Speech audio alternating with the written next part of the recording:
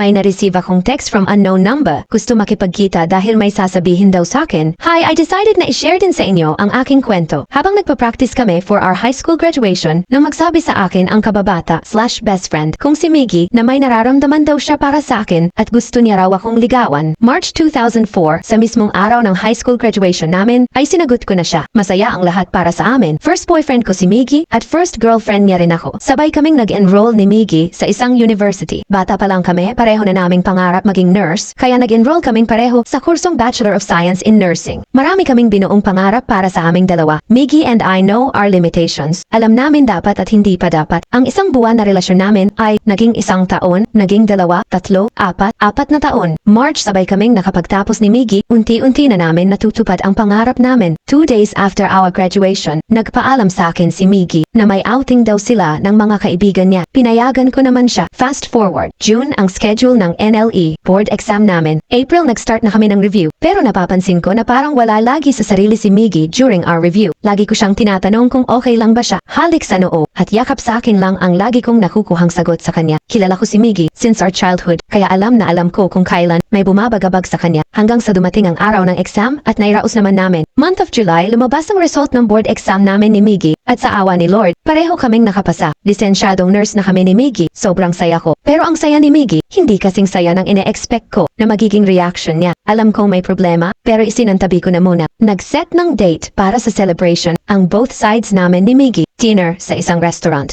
While on our dinner, naka-receive ako ng text message from unknown number. Hi Chin, can we talk tomorrow at coffee shop, 10 a.m.? I have something to tell you. Ewan ko pero, yes, I will. Ang nireply ko sa kanya, kahit hindi ko alam kung sino ang nag-text sa akin. Kinabukasan, 9:30 a.m., tinext ko yung unknown number na nag-text sa akin para sabihin na I'm on my way na sa lugar kung saan siya nakikipagkita. Agad naman itong nag-reply ng, wait for me, Chin. Exactly 10 a.m., nasa lugar na ako. Kung saan nakikipagkita yung nag-text, hindi ko alam pero kinakabahan ako. Hanggang sa may lumapit sa table ko na babae, medyo umbok ang tiyan. Familiar yung mukha niya, nasa circle of friends siya ni Miggy nung college kami. Naisip ko na siguro kukunin akong ninang nito. Pinaupo ko siya, nagpakilala siya sa akin na siya si Cindy. Hindi ako nagkakamali, friend nga niya si Miggy. Sabi ko, bakit siya nakipagkita at anong sasabihin niya? Bigla siyang natahimik at napayuko. Sabay sabing, Chen, I'm 3 months pregnant. Sabi ko, wow, congra Pero bigla siyang sumagot ng si Miggy ang ama. Patuloy lang sa paliwanag si Cindy habang tulala pa rin ako. Hindi ko alam kung ano ang mararamdaman ko sa oras na iyon. Chin, sorry, hindi ko sinasadya, nagkalasingan lang kami ng barkada. Sabi ni Cindy. Habang tulala pa rin ako, biglang nagsalita si Cindy. Sinabi ko kay Miggy the day I find out na I was pregnant. Pero hindi niya raw ako kayang panagutan dahil mahal na mahal ka niya at hindi ko siya masisisi. Wala akong balak kuluhin kayo ni Miggy. Gusto ko lang malaman mo, aalis na ako papuntang ibang bansa. Huwag kayong mag-alala, hindi ko aalisan ng karapatan si Miggy sa bata bilang ama. Kumayo na si Cindy at nagpaalam. Agad kong tinawagan si Miggy, kailangan ko siya makausap. Pagkakita pa lang sa akin ni Miggy na umiiyak ako, alam kong alam na niya na may alam na ako. Bigla siyang lumuhod sa harap ako at niyakap ang binti ko habang umiiyak. Mas triple ang sakit na nararamdaman ko sa oras na yon. Hindi na ako nakapagsalita kahit sobrang sakit. Sinabi ko kay Miggy na kailangan niyang panagutan ang batang dinadala ni Cindy. Yan ang huling naging pag-uusap namin ni Miggy at huling pagkikita. From Sender Chin, Follow us for more exclusive stories.